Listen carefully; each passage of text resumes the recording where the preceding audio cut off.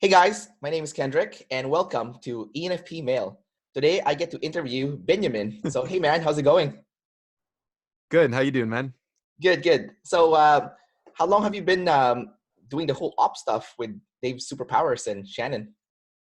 Um, yeah, I've been doing it for Dave sort of sent a shout out on my YouTube channel a while back. Oh, so And I went out and checked his stuff out, and he wasn't doing any of the new OP stuff yet. yeah, And so I guess I subscribed, and nothing really happened. And then the new OP stuff popped up, and yeah. yeah, Awesome, got man. into it a bit. So you officially got typed by Dave and Shan. So can you just talk about like what your functions are and what your animals are, just to start off with? Yeah. So the type they gave me was TI over SE, Okay, ISTP, standard ISTP. okay, My they put me as masculine feminine, so my SE is masculine and my TI is masculine and my FE is feminine. oh, okay. Yep. And then they put me consume, play, blast, and sleep blast. All right. And then you mentioned to me before the interview that you don't think that's actually your animal stack. So why do you think? No, I'm having like I still have to accept it. I guess I don't know. I have to move towards it. My masculine TI won't accept things that contradict. So No, no, I get you, but what there must yeah. be a reason why you don't think that that's your animal stack. Yeah, well, it's just that my blast, I would never blast on something that I hadn't slept on first. Never. Oh, okay. Yeah. And so I really think sleep is above blast. That's the hardest thing for me to accept because like I could blast without having consumed. I could blast without having played, Yeah. but if I hadn't slept on it, there's no way I would blast. Yeah. I don't know. Well, one of the argument too is that people who can use Blast are always putting out content, and you're the guy that in the unofficial group that's cranking out the most interviews. Like I Yeah, mean, but it's interviews. It's not blast. I just get to sit back like you're doing. I get yeah. to let the other people blast. It's more play. It's not blast. Okay, okay, fair enough. I get what you're saying.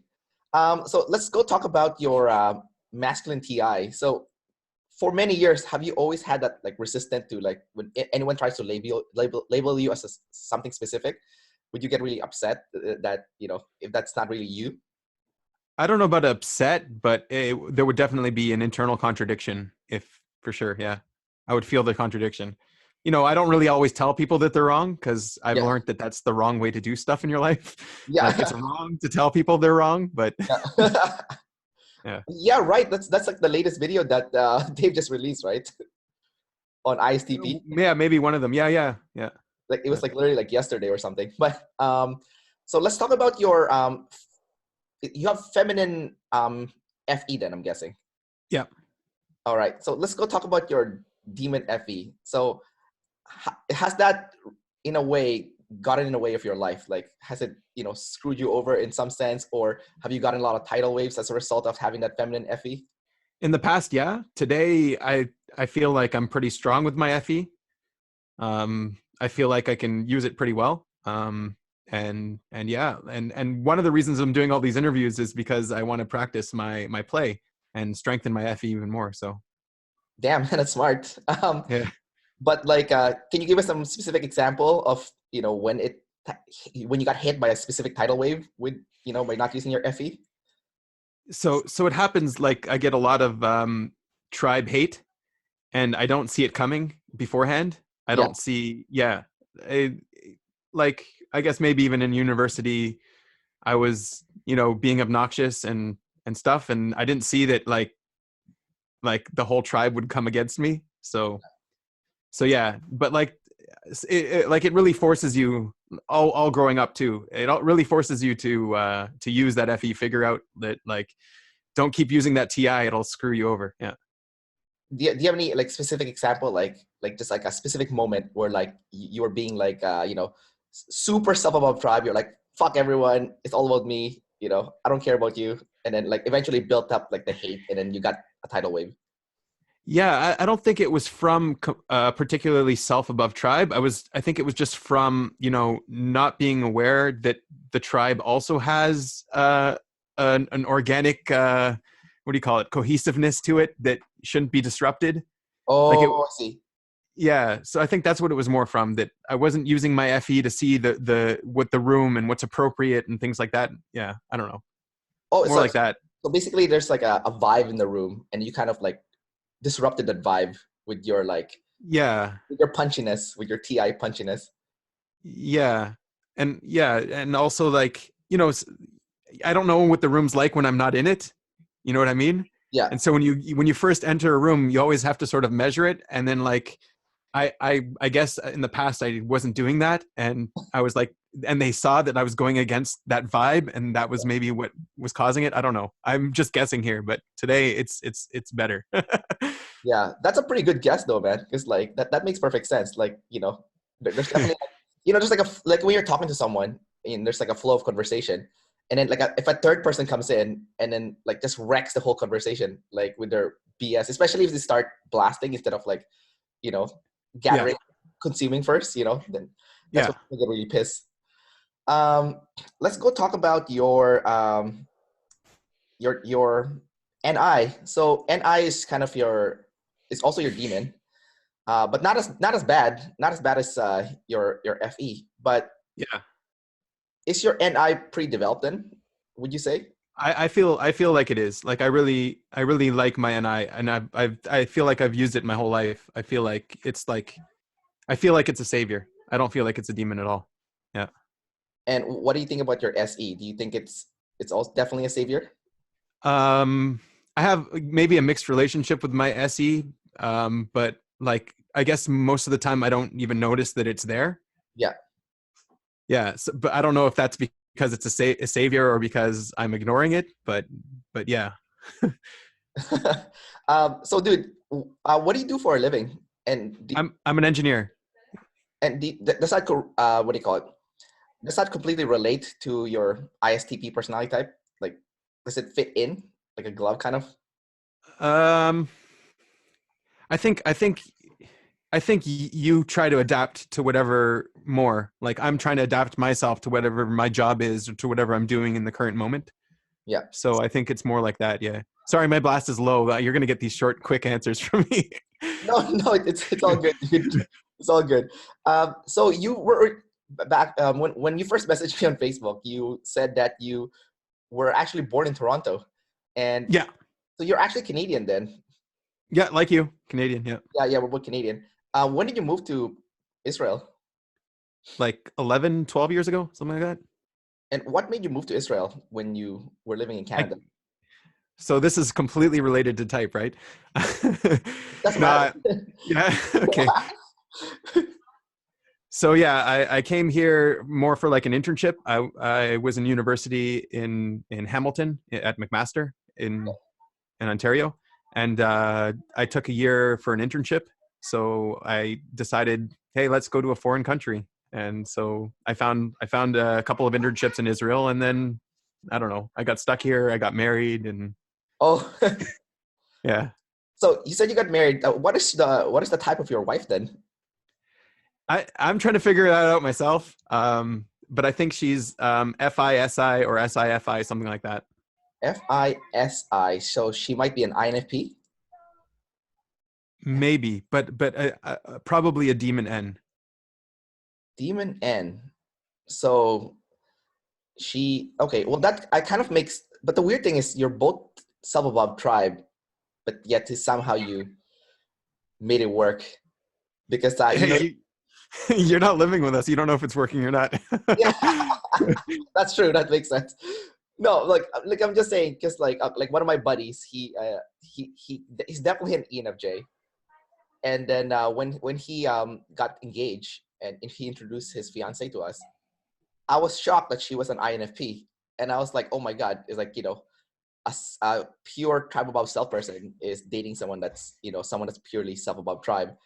And even if you look at their like obvious interaction, one is using extrovert sensing a lot, which is gathering or consuming or the need for freedom, while the partner, the fiance, is using SI a lot. So they're both jumpers, and SI is all about the need for control, and and whatnot. So if you look at their stack functions, they're the complete like perfect match, as a result of like of everything. That's why I was asking you. It's like, okay, Yeah, like, they can compensate for what the other person's doesn't have. yeah, exactly. And like even like if you look at the Myers-Briggs function, like one has NI and the other one has NE, and the other one has SI, that one has SE. Like Yeah. they completely cover each other's bases, right? So that's why I was wondering like what your wife was, because like maybe you'd have that kind of like Yeah, so it's the same thing. It's a complete opposite coin. All of the coins are reversed. yeah. Um, we're both, I think, self above tribe. And it comes with challenges, but like at the same time, challenges is what makes you grow. So I mean, Yeah, okay, that makes sense. But yeah. so you are masculine, feminine, so you're very auditory. So does this mean you have trouble visualizing things? Like if someone goes up to No, you, not at all. so like if I go up to you, it's like, hey man, like remember this like when this happened to you back then, and then you can like visualize in your head and also like kind of feel what that felt like back then in that like specific scenario. Um, yeah, yeah, like not feelings feel, because I can't even feelings feel what I'm feeling now, Oh, but okay. like physical feeling, yeah, and visual, yeah, Yeah, like and yeah, yeah, that's what I mean. Can you feel like the vibe? Like, can you feel like, let's say, like if I say, okay, picture yourself, outside Tel Aviv in the summer. Like, can you feel like the heat of the sun in like your skin and like the humidity, yeah, whatever? Yeah. yeah. You can't? No, man, zero. Okay. Absolutely nothing. But I do have sleep last, right? So I don't feel anything. Like, but Well, I'm so like, do I. I know, but we're both auditory. So like when I listen to music, I can feel like I'm getting swept by the music almost. Like I can feel the music. I sound as weird as that sounds. Like so what about you? Like how does like the auditory thing works for you? I think I have very kinesthetic. Like um, I get like really weird feelings around, like one of the things I hated as a kid was going in the ocean and getting seaweed stuck to my leg or something Yeah. like that or like I had these itchy sweaters that I would refuse to wear, or stuff like that. Like I would be very sensitive to all my kinesthetic stuff. Yeah. Um, Same thing if I would like punch someone in the face, I would feel like their soft face on my hand and not like Oh, it. oh, So, okay. It sounds well, like when you're kids, you get in fights. So yeah. yeah, it sounds like you've gotten into a lot of fights. uh So yeah, sorry, keep going. no, but about the audio, I do feel the beat. Like I guess it's also more kinesthetic, the beat and the audio and stuff like that. Yeah. So I remember a long time ago when Dave was doing the like the original Dave Superpower stuff, not like the op stuff, but like the original stuff. Yeah. When he was describing an ISTP, I think I remember he had a picture of Sub-Zero from Mortal Kombat on the picture, Okay. and he was just saying like ISTP are naturally athletic or like really rip. So are you into sports a lot as a result of having a strong SE? Um, Uh, no, I was never really into sports. Um, but I was sort of forced into like military school, and yeah. I did the army here. So, but it's not out of choice. It's just out of duty.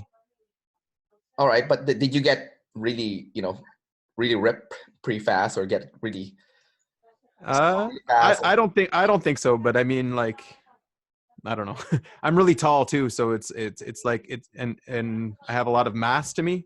Yeah. So I could never really do all of the like the physical things that required you to lift yourself up and things like that because of that. And like there's all these like little short guys that are able to do all that stuff really easy, and do tons of push-ups really easy because they don't weigh anything. But for me, it was like always challenging. I used to work in the gym as a personal trainer. Actually, Yeah, I still do it right yeah, now. yeah, And I noticed that whenever I have a client who's super tall, like over like I once had a client who was 6'4", and I'm really short. I'm like 5'6", so like I'm a midget compared to like a lot of my clients. I yeah. noticed that they did not have any like shoulder power because they've never had to like kind of reach over to put something up. I And don't know also, how true that is. I'm 6'3", but yeah, no, but I no, I was just shocked, man. Like I was like, this guy, he's like 6'4", and he's really big, and he could barely do like a 10-pound shoulder press. You know, yeah. he would be screaming to like lift that up over his head, and I'd be like, like I wonder if that's like a height thing, like because he did. I don't know if it's true for everyone either, but we do get, tall people do get problems in their knees and problems in their back from bending down and stuff like that. But I don't know about shoulder stuff. Damn, you're 6'3". That's really tall. Like, Dave is super tall too. When I met him, him and Shannon are super tall. I think you guys would probably be similar in height. Like, Maybe. So let's talk about your consume then. Are you a consume addict then? Like, do you spend like days day in, day out, kind of like, going to the internet and just like consuming, videos, or do you read a lot of books or listen to a lot of podcasts or audiobooks? I probably do. It's only recently that I think I started to notice how much I do, because like it was more automatic. It was something that just happens without you even noticing it. Yeah. And these days I really noticed, well, yeah, I can't, like, I'm always have something in my ear, like listening to something, or I always have a tab page open while I'm working or something like that, where like I'm always getting information in somehow. Yeah. And what sort of information do you typically gather on like a regular basis? There's no like typical, it's always really what I'm into at the moment. Or what, like, right now it's OP, for example. So Yeah. I'll be really focused on that. And, I don't know, maybe tomorrow I'll forget about OP and move on to something else.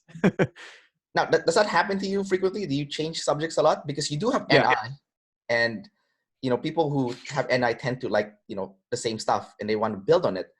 But you said you switch gears quite a bit, so maybe that's why you were typed as more of a standard ISTP with with SE, because that you're kind of like looking for the new, right? Like, Yeah, I don't know. I don't know if that's why I was typed, but I think I am really strong with my NI, and that's one of the things that I've noticed. I have a little bit of difference with classical ISTPs, because classic ISTPs will just consume a whole broad range of subjects, which kind of like you guys, your ENFP guys, just are interested in all kinds of stuff. And for me, it's like one thing. It's like the same thing when I eat food. It's like, okay, I'm gonna put this food on, and then I'm gonna finish it, and then I'm gonna take something else. It's like very separated. I don't know if that says anything to you. so you like buffets then, because like you get like a lot of options, like for No, it's the opposite. It's the opposite. Like it's same thing with my consume. It's like I'm going to consume one thing. I'm going to get my NI to focus on it, and I'll consume it until I completely understand it inside and out. Yeah. And then I'll move on to something else until I understand that inside and out. And then over a long period of time, I get all of your broad range of topics like you do. Yeah. But it takes a longer time for me to actually, go deep into it. So you won't switch gears that fast. Like you'll take the time first to get to know something before you switch gears. Yeah. Yeah. Yeah. Okay. Now let's talk about the extrovert sensing a bit. So Dave and Shan kind of talks about it like you're gathering facts. So does this mean you're not gathering ideas? You're just gathering like kind of like the actual like data, the number, like. Yeah. No. It's so it goes back to the consume. What I'm gathering. Yeah. I'm gathering ideas. Yeah. And all of the facts I go out to gather are going to be to support that one core idea that I'm working on at the moment. So I'll go out to the SE and I'll get that fact, and then I'll put them together into that concept or into that idea. Can you give us an example of like how you've done that like recently? Yeah, so just we can do OP here. So sure. Yeah, one of the things that I was doing at the very beginning, I was just trying to understand the system. Like it's going against Myers-Briggs, it's going against all kinds of stuff. It's not that simple a system for someone who's coming into it for the first time. Yeah. So I went to understand the system. Then I took a while to sleep on the system. Like, actually, no, I went to Dave. I was only doing the YouTube videos. So I messaged Dave because he left stuff on my channel. I'm like, hey, I'm the guy that you said, what's up to all that time back. I've been watching your stuff. Yeah. It'd be useful if I got some like you guys actually typing people so I could understand your system better. He's like, oh yeah, that's what we're doing in the class. Come join the class. Yeah. So I joined the class. And then within like a week of joining the class, I got all the information I needed. And then I was able to like put that information together and understand the system. And then now that I understand the system, what am I doing? I'm going to check it in reality. So I'm doing all these interviews and I want to go and see like if it actually works, like, because like that's not enough for me. And so all of these actual details are filling in all of the holes that I know I have or I don't know I have, and fixing this system that they've created. So that's sort of like the way I would consume. So basically, like you saw Dave's, op, and then you went into his membership stuff, gathered all the ideas and stuff. But then now you want to validate if what he's saying is actually true. It's like it's not full of Yeah. shit, right? So now you're interviewing a bunch of people, kind of like to figure out what is the truth behind all the information that you've gathered. So since doing all the interviews, what did you learn that like was the stuff that they're teaching in op actually accurate, or is there actually like some discrepancies? So this here is going to go right back into the sleep above play, Yeah. sleep above blast. Yeah. What did I learn? I haven't slept on it enough yet to give a conclusive statement on what I learned, but I'm learning lots of stuff and I'm filling in holes. And yeah, I expect that once I get enough information, I'll be able to properly get it into a state where I can blast about it. Yeah. Sorry.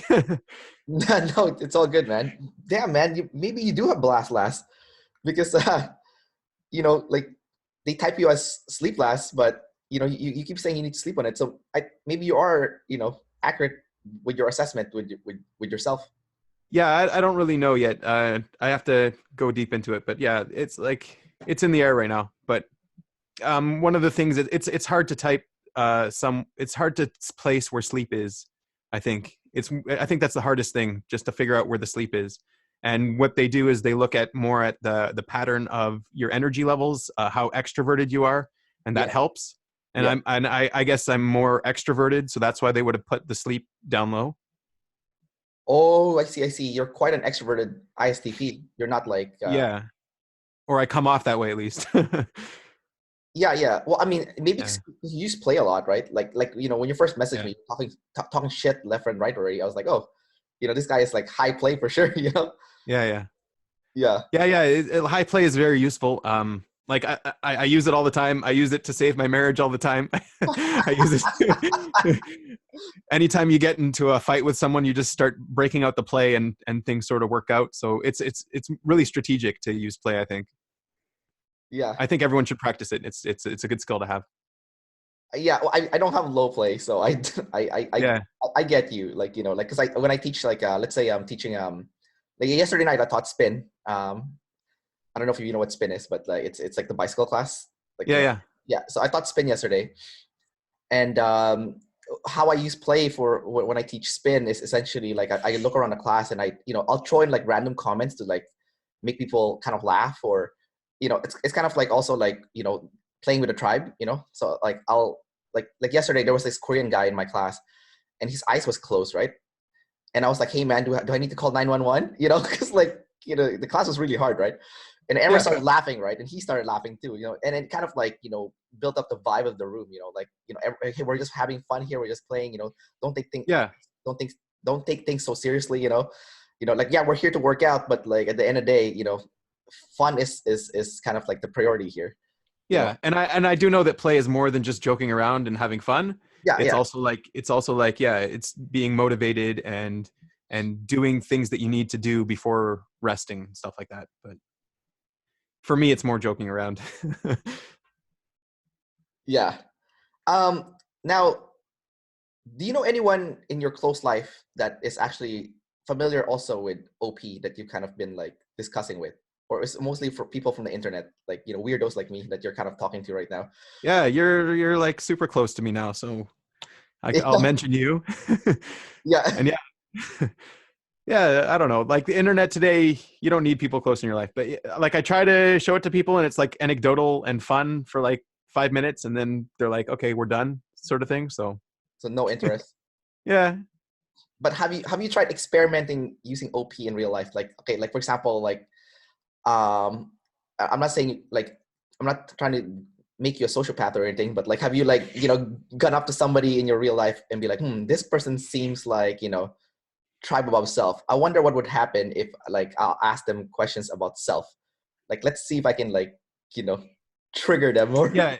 or something. I think it happens naturally. Anyone I'm close with or I'm meeting or I'm talking to, it's happening in the back of my mind. I'm always thinking about what type they are. Yeah. And then anytime I want to go talk to them or ask them for something or do something like that, I'll strategize and think like, which way should I come to them to get the best results? Yeah. And yeah, so I don't know if that answers your question.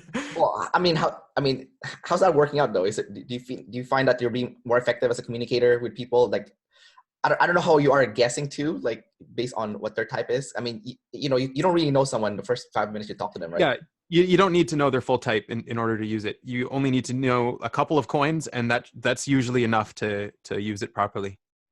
Now, also on your, like in the internet or in real life, do you find like that you gravitate towards a specific personality type, like someone that becomes your friend, or that you just have like a really good conversation with, like kind of like back and forth? Well, for some reason, I end up talking to a lot of ENFPs. I noticed that. But Yeah, I was looking at your channel. I was like, this guy's interviewed so many ENFPs already. What the hell? yeah, but I don't know. I kind of think I get along with a lot of different people, but I think the people on your own coin, like who have the same functions as you, it's always a little bit easier. You're always speaking more of the same language. Communication always goes a little bit smoother. So, I mean, even if you were to talk to an INTJ, for example, you'd probably have a much smoother time than talking to me. Oh yeah, big time, big time. But you know what, man? A lot of my like one of my best friends growing up is an ISTP. So I like, if you look at the traditional Myers-Briggs, they talk about like, there's like four categories, right? There's like the SJs, which is like the traditionalists. And then there's like the SPs, which is anyone that has like, S and P in their like letters. So that's you, right? Essentially, you're like an ISTP, right? And then there's like the NF, which is like like kind of like me or other people who are like, they call it the idealists. And then there's like the NTs, which is the rationales, right? Yeah. So when it comes to SPs, the only SPs I really make friends with are ISTPs. Like I don't have any ISFP friends. I don't have any ESTP friends. I don't have any ESFP friends. Like I don't make friends with those people. Not like that, not because I don't want to make friends with them, but I just can't talk to them. It's like, it's really weird. Yeah, I don't know. Maybe it's because we're so much better than everyone else. Yeah, yeah, that's something that you guys would definitely say. But like, I'm just, no, I know, no, I don't know. I don't know, but like maybe it's something with you. I don't know. Maybe it's all ENFPs. no, okay. Like in my honest opinion, I think ISTPs are the best personal trainers in the world. So like, Okay. just like, so what? Not this one. Yeah, not you, but like, you're the weirdo here. I'm just kidding. Yeah. Uh, Well, I think also maybe because you have a strong N, and ISFPs also have an N, whereas an ESFP wouldn't. But I don't know. But you're saying ISFP wouldn't be your friend either. So yeah. Like I don't know anybody. Well, maybe because ISFPs like to hide in their room, right? Like no one can. They don't really go out. Like they live in their own world. Like I interviewed Julian last time, and that's kind of like how he described himself, right? And I'm the same way. yeah, you are. But for some reason, I stumble into you guys. Like I said, one Okay. of my best friends growing up is an ISTP. And then like my mentor, who's a personal trainer, he's definitely like an ISTP. Although he's more of a jumper ISTP.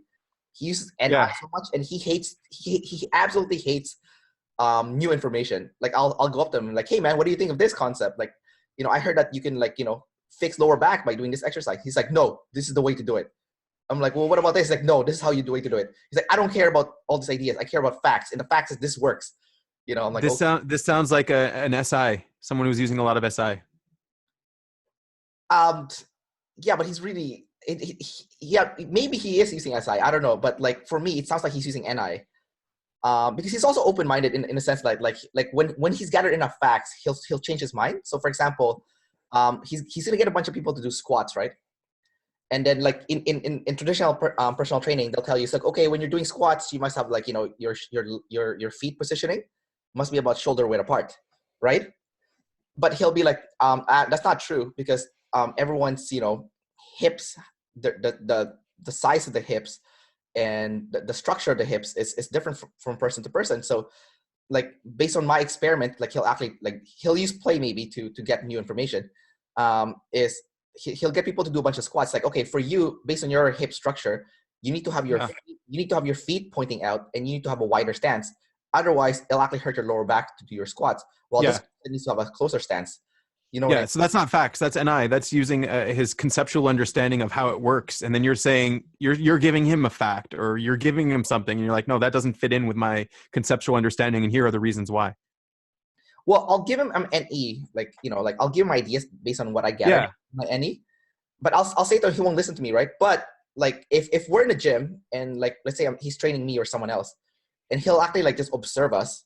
So when you're observing someone, that's like a fact, right? Like you got firsthand, you know, you gathered something firsthand, right? Just based on someone actually doing it. And he's gonna watch their movement, watch like the form, and it's like, okay, this person's not rounding their back when they're doing their squat. Their back's perfectly flat, and all the form is perfectly, you know, moving up and down. Everything's just working really well, and this person's not complaining that their back's hurting when they're doing a squat. Clearly, this is the right positioning for them, for this specific person. And Yeah. if you look at conventional, you know, kind of like fitness knowledge, where someone would say, hey, you know what, you need to stand shoulder width apart. That is like, that's how you do squats. That's completely false, because there's many ways that you can have the stance. So someone that might have SI might look at that and be like, nope, conventional knowledge states, you know, like the rule book, because SI is all about the rules, right? The rule book states you must have your stance at shoulder width apart. But based on the facts that he's gathered, just watching people doing their squats, no, that's not true. Everyone has a different squat stance, and that's actually the real truth. That's the real. Right. So he like we would use our NI more for that process to figure out if it's true or not, because we'll have like this conceptual understanding. The facts that come in, we don't naturally trust them as facts. Like that's a really SI thing to say, that it's a fact. For us, it's sensory information, and like sensory information, I don't know. It's how it fits into the framework, how it fits into the structure that matters. Yeah. And so, yeah. So if we gathered a lot of sensory details and we formed our structure based on all of these sensory details, and you're saying one thing that goes against that structure, then that's where the contradiction will come. Yeah. From that. Well, is the contradiction coming from your TI then, not so much your NI? Because TI is it's from the TI is comparing two things. TI doesn't work on its own. It always has to compare things. So you either compare two things from NI or two things from SE, or NI versus SE, right? Oh, I didn't know that. I didn't know that TI is always comparing two different things. Yeah. Well, let's talk about TI then, because that's something that I don't really understand. I mean, I kind of know what it is, because like I know that one of my best friends is an INTP, and whenever someone says something that's logically inconsistent, he'll like cut you off. He's like, hey, that's wrong. He's like, no, you know? And I'm like, so why do you think it's logically inconsistent? Where do you think the logical inconsistency comes from? The TI, that's what I think it's where it's coming from. So it's coming from a comparison. That's where it's coming from. But like, what are you comparing it with though? Right. So you got to compare. You're exactly right. You got to compare it with something. So the question is, so like I said, it could be either NI or it could be SE or SI or anything else. It has to be compared to something that's known, that's true, right?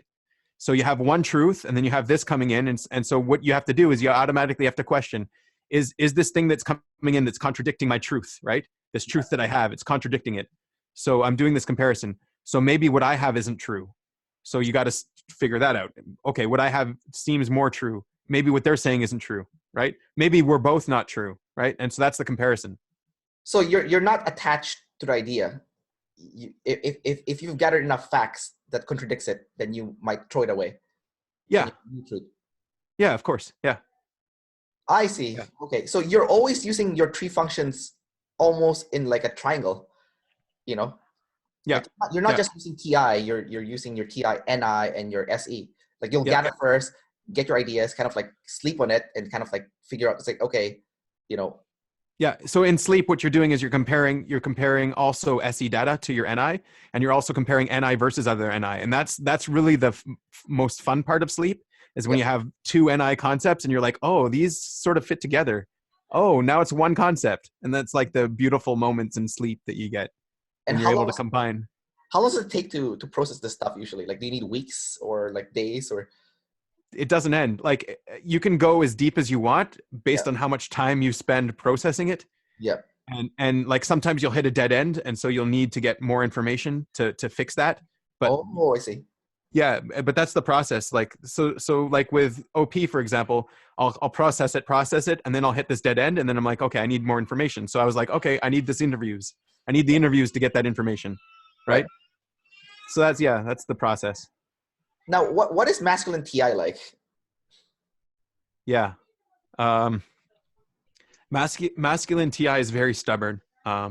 If there's a contradiction, it's like it's like I will never accept something that is contradicting ever, no matter what. Um, I would never like say to everyone in their face, like, you're wrong. But like in my head, I'll be like, yeah, I'm not accepting that. Right. So Yeah. how have you met anyone with feminine TI then?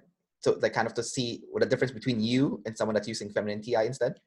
I probably have. I think feminine TI, like I haven't met anyone formally in the interviews, Yeah. but it feels like feminine TI would be more insecure. So they would still have those contradictions, but maybe they would be more insecure in that. Sorry, my kids are yelling. Yeah, yeah, no worries, man. Yeah. Um, So, but I don't know. Like, I'd have to interview someone and ask them. I can only really say about myself at the moment. Fair enough. And then you said that you have masculine SE. So what's that like? Yeah, I don't really. That's a hard question. I've been thinking about it a lot. It's like masculine SE means that everything in the world is not fixed. Yeah. It's like I'll see these systems in the world, and I'll see like governments, or I'll see groups of people, or stuff like that, and I won't just accept them as face value. I'd be like, okay, well, this doesn't have to be like this. It can change. It's like everything in the world is feminine to me. Like all of these systems, like they're all movable, they're all changeable. And if I think of a better way, or if someone else thinks of a better way, it will change. There's no. I'm not even afraid of doing that. I'll just be like, hey, we should do this like this because there's a better way. Even if it's been like 1,000 years doing the same thing, I don't see it as, okay, it's going to keep doing that forever. It can change. But is that really masculine SE then? I'm a little bit. Yeah. Yeah. It's seeing the physical world around you as movable, as changeable. Okay. Yeah. And then what would the difference between masculine SE and feminine SE then? So feminine SE might take all of this stuff as, it can't change. It's like this, the way it's always been. It's the way it always will be. Like it's an Oh, extreme. Yeah. okay. No, I get it. I get it now. Oh, that's interesting. Yeah. And then you have feminine NI. What's that like for you? Um, I was talking to other people with feminine NI, and my NI feels a little bit more masculine than theirs. So I think maybe I'm a little less masculine. I mean, like a little more masculine on my NI and a little less masculine on my SE. Yeah. Like a little more balanced.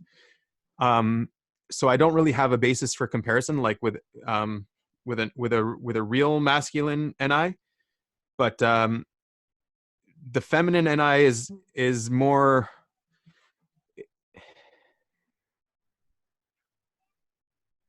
Yeah, I'll have to think about it more. It's more like it's more able to pick up, like not stay stuck on a certain concept.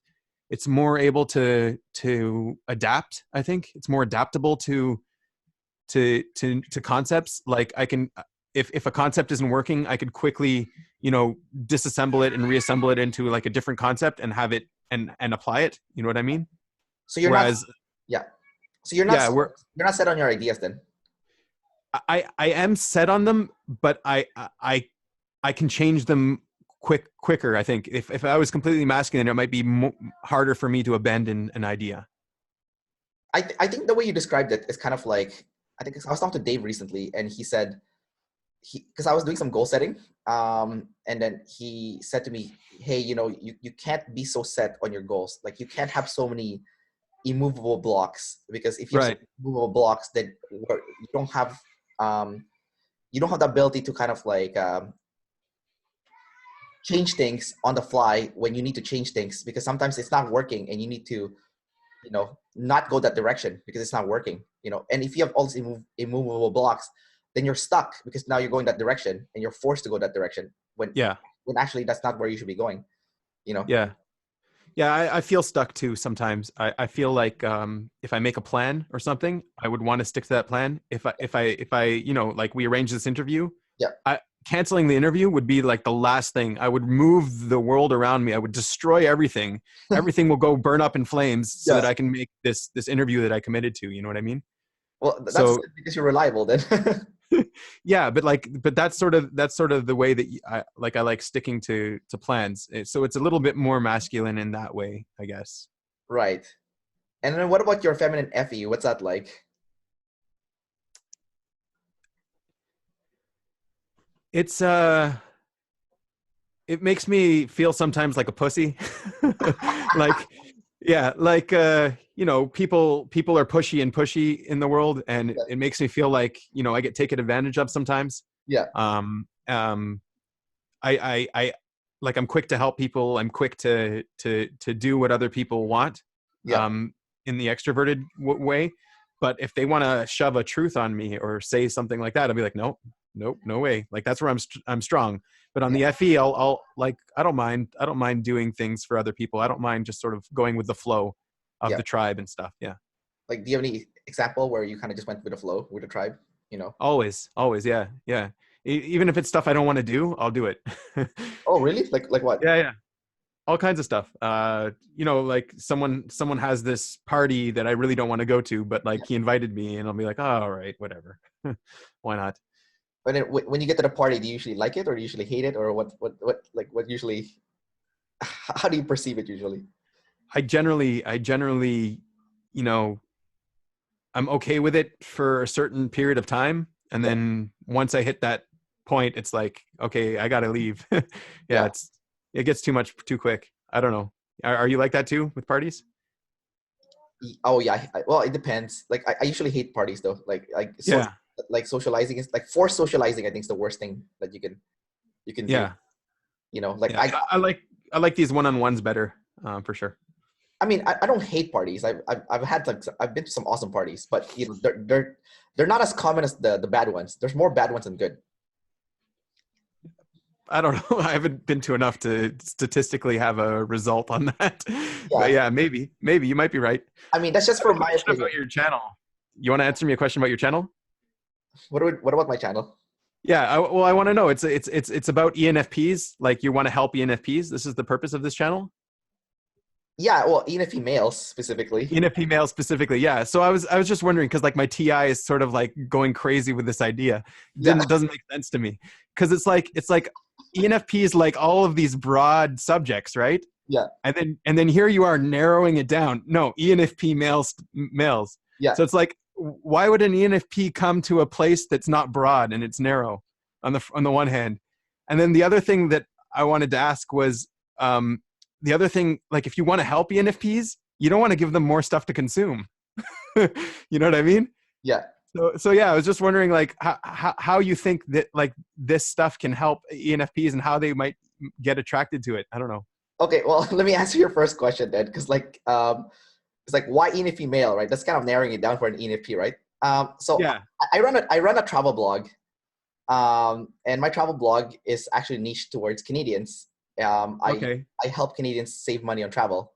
You know, Right. for example, I've been to Israel before, right? And when I book a flight there, I only paid, I think it was $83, I think, for my one-way flight there. Yeah, No. you're intrigued already. You can gather the facts in my blog if you want, but like, All um, right. you're Canadian, so you can actually do those strategies that like, Well, yeah, I got family in Canada that comes visit, so yeah, you hook me can up like, yeah, just hook me up with an $83 flight, man. well, no, I mean, no, just read my blog. I have all the strategies All there. right. Just read how to do it, and then once you know how to do it, then you can like abuse the system. Cool. Essentially. So basically, when I first started my blog, I actually had this inner struggle because I was like, man, I really wanted to reach out to everybody. I don't want to just have Canadians, right?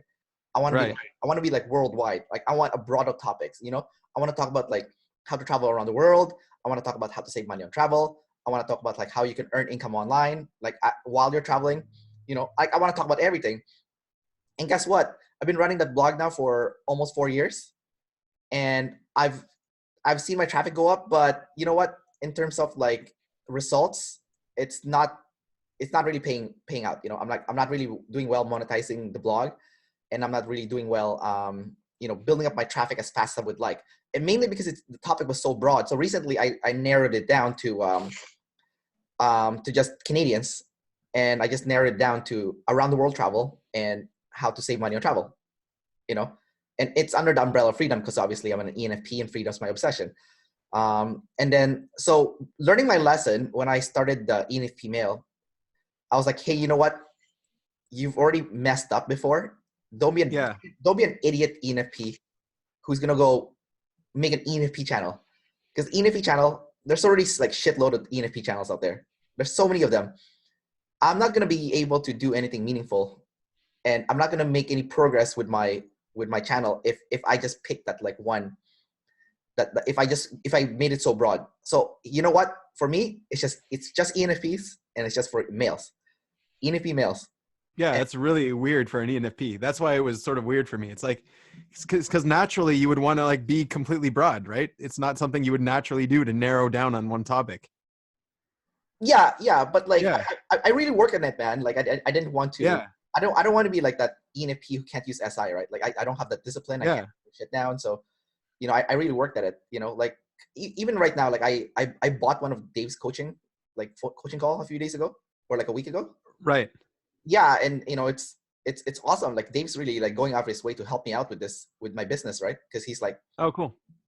so like he said, okay, you have two kind of like online platforms. You have ENFP Mail, which is your newer one, and then you have Travel and Live Free, which is your travel blog. He said you are now in the crossroad between branding and sales. So you need to make a decision on what you want to do, because the way you approach them is not the same. Like if you're doing branding, you're giving 80% and you're asking for sales 20%.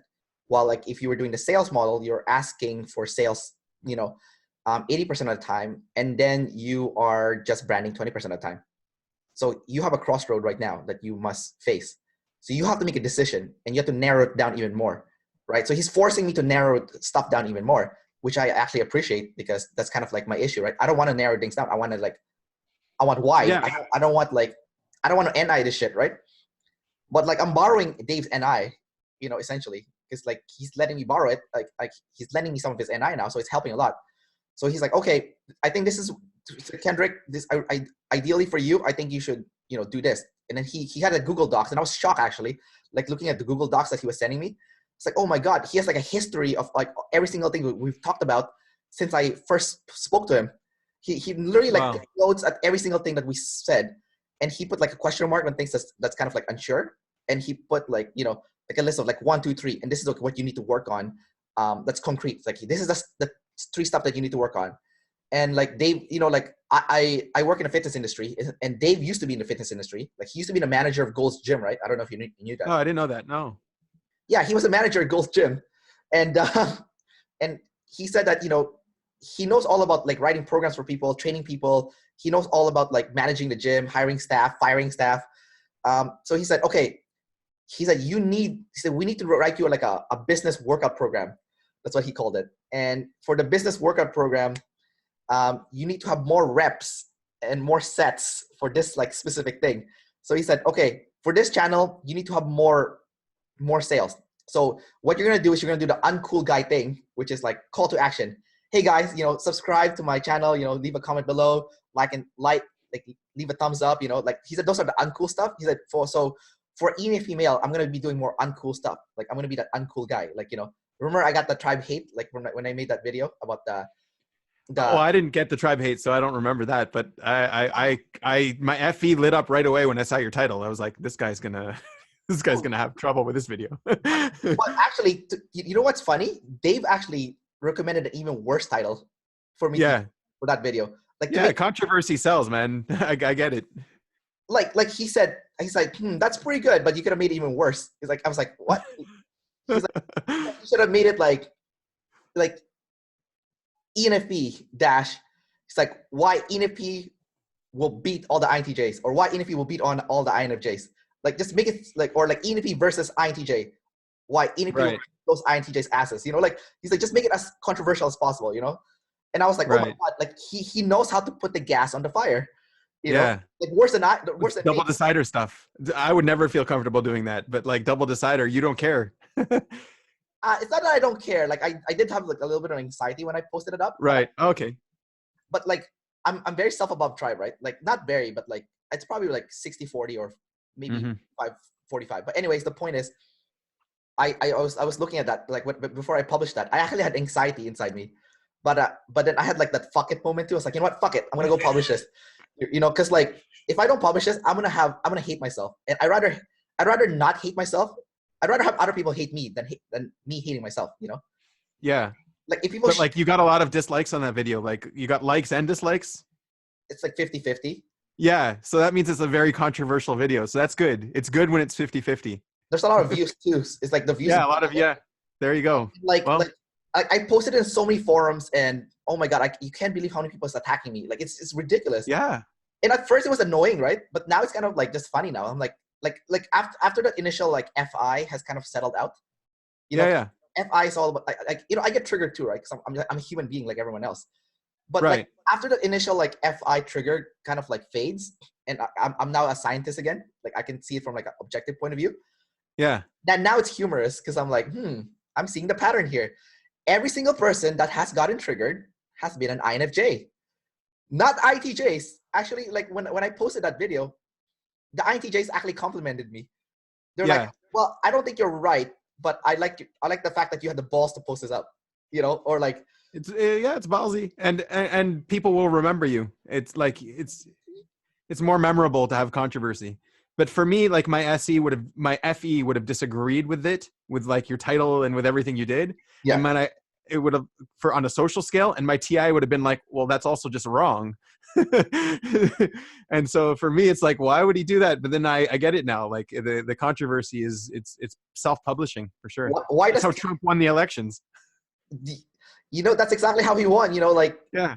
no, like, okay, like Trump's message is like, I'm a double decider. So when people were hating on Trump, I was kind of just thinking to myself, I don't really hate him. Like, I don't like him, but I don't hate him. Like, I kind of look at it from a third, like a objective point of view, almost. Like, Yeah. I'm looking at his campaign, right? And I'm like, you know what? The reason why he won is he just kept saying the same thing over and over again. And that's kind of stuck in people's head, right? Like, you know, like, make America great again. We're going to make a wall. Make America great again. We're going to make a wall. Like, if you look at other people's campaign, like, you don't remember what they said. But for Trump, you know what he said? Make America great again. We're going to make a wall. Like, he just kept saying the same thing. And it kind of brainwashed people, right? The other thing from a Canadian perspective, you're like, I don't care. Let America burn. I don't give a shit. Well, it's bad for Canadians because, you know, like, because you know, all our exports go to the US essentially. Like a big chunk of our exports go there, right? So yeah, but it's been good for Canada, Trump. How so? I don't know. It's been good. Like people are coming. The smart people are moving to Canada. Well, no, our dollar is not recovering. No, yeah. No, but that was from before Trump, though. Well, we're getting into politics here. The dollar was down before Trump. We're going to politics, but we're also talking about double decider versus single decider. So it's okay. Well, what about you, man? Like you're a double observer. What's that like? You know, being a double observer. Yeah, like so you have a relative balance between discipline and freedom. Yeah, I kind of explained it at the beginning where okay, that from that perspective, yeah, like a lot of it is just comparing reality to my concepts, right? Yeah. But like from the balance between chaos and control, I can go into a situation where there's lots of control, and I can go into a situation where there's lots of chaos. Like it's not comfortable. Like both of them are uncomfortable, but both of them are, I don't know how to say it. Like it's like it's okay. It doesn't hurt too much. It's not too bad. Yeah. Whereas I think for you have no problem in a chaos situation, but then the control would be way extremely bad. And for me, it's a little hard to go in a chaos situation, but it's also not as bad to go in the control situation. So. Yeah, definitely chaos doesn't. I adapt to chaos really quickly. Is like because I've been to Africa, for example, and you know when you go to those African airports, no one lines up, right? Everyone kind of just like runs to the front of the desk. Right. So, like when I see that, I'm like, oh, so this in Africa, what we do is we run to the desk, we shove each other. I'm like, all right, I can do this.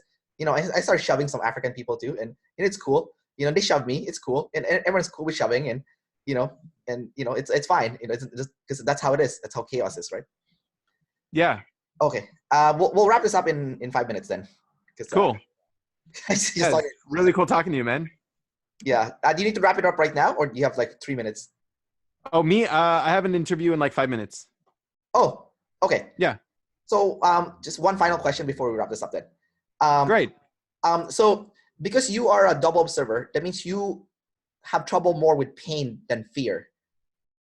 Just quickly talk about that. Yeah, I've heard you say some things about that. I'm not really sure that that's completely true all the time. Where did you get that from? Well, Dave talked about it on one of his videos. Yeah. Yeah. Okay. I think no matter who you are, you're gonna have trouble with fear. Like I'll have fear of the tribe. I'll Yeah. have fear of public situations, things like that. Yeah. Um, and pain too. Yeah. I'm not sure that there's something conclusive with that comparison. I think we all have fear of our demons, no matter who we are. Gotcha. All right, man. Thanks for talking with me today, and we'll keep in touch, man. Yeah. Awesome, Kendrick. Nice to talk to you for sure. Later, Yeah. dude. Later.